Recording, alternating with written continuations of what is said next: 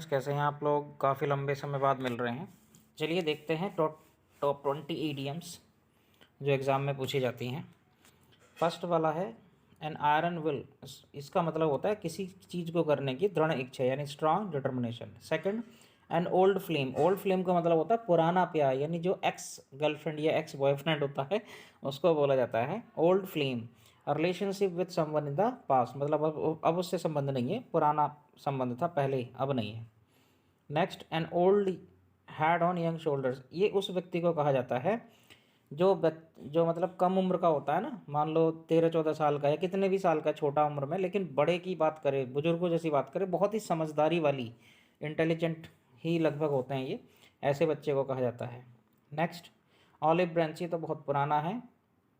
Piece request या peace treaty, ये होता है शांति प्रस्ताव। नेक्स्ट, एप्पल ऑफ डिस्कॉर्ड, ये भी बहुत टफ नहीं है, ये भी इजी है। एप्पल ऑफ डिस्कॉर्ड का मतलब होता है मैटर ऑफ डिस्प्यूट, यानी कॉज ऑफ क्वेरल, झगड़े की जड़ किसी के बीच में।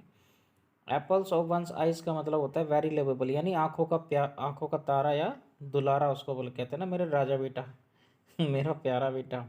Apple of once eyes. Next, apple pie order in good condition, ये सही क्रम में भी होता है इसका मीनिंग, और अच्छी हालत में भी होता है।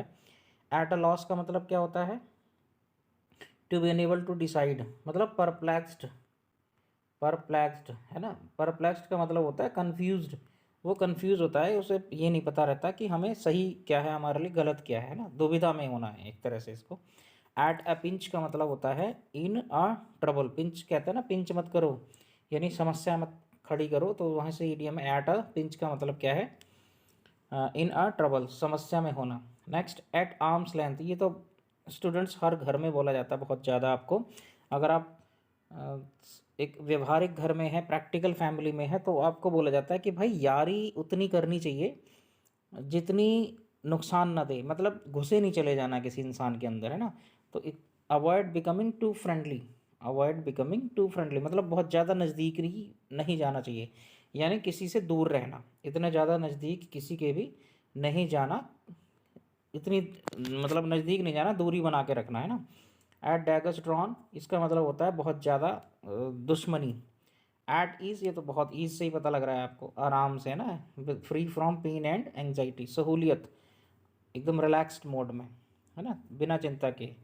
इसको हिंदी में क्या बोल सकते हैं? बेफिक्र, है ना। एट वंस फिंगर्स एंड्स, ये तो सुना ही होगा आपने, उंगलियों पे होना, है ना, उंगलियों पे होना के लिए बोला जाता है at one's fingers end, to have complete knowledge और to be expert in something.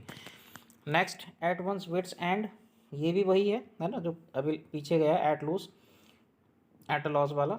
Eight one's fits end का मतलब है परप्लेक्स्ड, कन्फ्यूज्ड और पजल्ड, बहुत ही ज़्यादा कन्फ्यूजन, दुविधा में होना ना, इसको तो हमेशा पता नहीं लगेगा सही क्या है गलत क्या है हमेशा। एट सिक्सेस एंड सेवन्स, इसका मतलब है तितर बितर, यानी कोई भी चीज़, मान लीजिए आपने ताश की गड्डी ली, तो अपने पैकेट के अंदर तो वो सिस्टमेटिक रखी रहती है ऑर्डर में, लेकिन आपने क्या कर दिया, बिखेर दी। तो एट सिक्सेस एंड सेवन, जब भीड़ होती है लोग इधर उधर भाग देते हैं, इसी तरह की सिचुएशन होती है। एट स्टेक, स्टेक का मतलब वो आपने सुना होगा दांव, दांव जैसे ज़िंदगी दांव पर लगती है ना, तो ये वही है। एट स्टेक का मतलब है दांव पर होना। एट रिस्क और इनसिक्योर, कोई भी चीज़ दांव पे लगी है, कहते हैं ना मेरा घर दांव पे लगा, मेरी ज़िंदगी दांव पे लगी है, दांव बोलते हैं उसको, पता नहीं क्या बोलते हैं देख लेना। Next, at the 11th hour. At the 11th, देखिए दिन में 12, रात में 12 घंटे, यानी 11वां घंटा एकदम 12 से तुरंत पहला, यानी अंतिम क्षण में, इसलिए इसका मतलब क्या है? अंतिम क्षण में।